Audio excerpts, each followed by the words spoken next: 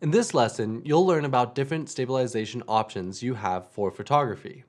Depending on the kind of photography that you are going to be doing, a tripod or a monopod might be a great addition to your kit, even essential for certain types of photography like long exposure. Tripods come in all sorts of shapes and sizes, and finding the right one for you can be slightly overwhelming because there are so many different kinds and options.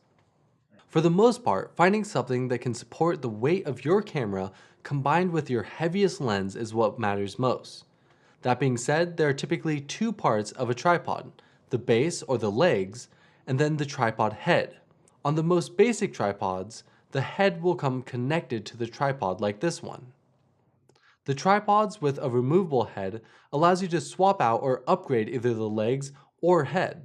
Regardless, what the tripod provides is a stable base and the ability to leave your camera in one spot and really compose the exact frame that you want without having to hold it there in place. Some things to consider as you look around at tripods is how tall can they get? How heavy are they? How small do they get when they fold up? Tripods will range from fairly reasonable prices between $25 to $100 to crazy expensive carbon fiber versions that are over $300. Honestly, I've used very cheap tripods and very nice tripods, and at the end of the day, they all get the job done. Some are better for traveling since they are lighter and more compact, while others are better for studio work because they can get a bit taller. If you need it for taking photos of a model, I recommend getting something that can get up to at least 6 or 7 feet high, so you have the option of looking somewhat downwards at your subject. Now besides the legs, I mentioned the tripod heads.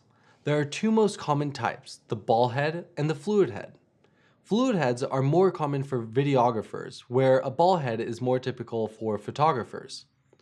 Ball heads are typically lighter and really move the camera into any angle or position and then lock it into place. Fluid heads cost more and are great for camera movement during video, but not necessary for photography. The GorillaPod is another cool accessory. It's basically a tripod with legs that can move into any position.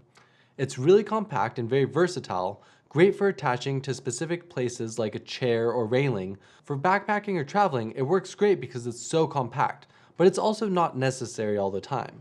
Sometimes a backpack or book is perfect for propping your camera up. Lastly, we have monopods, which are basically one-legged tripods, so they can't stand up by themselves, but they do provide support and stabilization. They're typically used when you need to be mobile but have a really big telephoto lens that, if you are carrying around all day, starts to get really heavy, or if your lens is just too large to shoot handheld. You'll see this with sports photographers and their huge lenses. They're good if you just want something to rest your camera on as you move around and are a bit more compact since they only have one leg and are fairly light. In terms of brands, Manfrotto is definitely one of the most common brands out there and highly rated. But there are plenty of other companies out there making quality products like Ravelli, Zomai, and Francière. I would advise doing some research first, seeing what makes sense for your budget, and going from there. A decent tripod should last you a very long time, but some of the cheaper plastic ones will start to fall apart if you are using them every day. So consider investing in something that will last maybe a bit longer if you plan on taking your photography to the next level.